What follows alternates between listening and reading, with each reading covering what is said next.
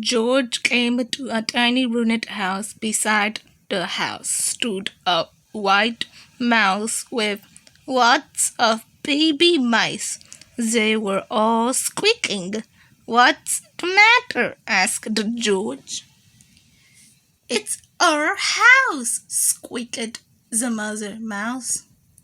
"It burned down and now we have nowhere to live. I wish we had a nice new house."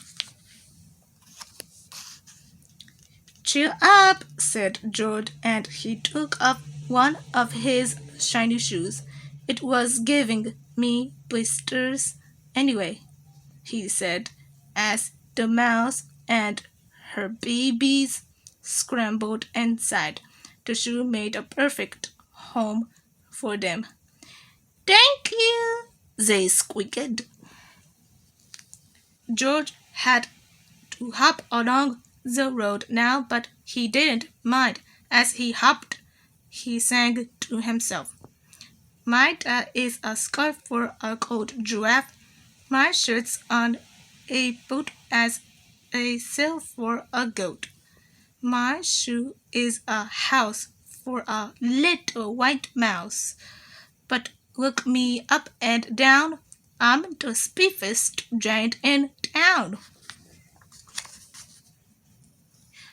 George came to a campsite. Beside a tent stood a fox who was crying. "What's the matter?" asked George. "It's my sleeping bag," said the fox. "I dropped it in a puddle. I wish I had a warm, dry sleeping bag." "Cheer up," said George, and he took off one of his socks with diamonds on the sides.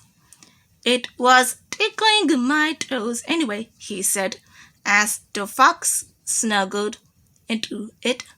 "It made a very fine sleeping bag." "Thank you," said the fox.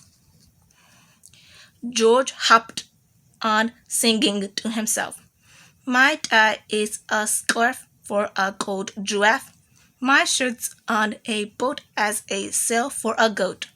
My shoe is a house for a little white mouse. One of my socks is a bed for a fox. But look me up and down, I'm the spiffiest giant in town."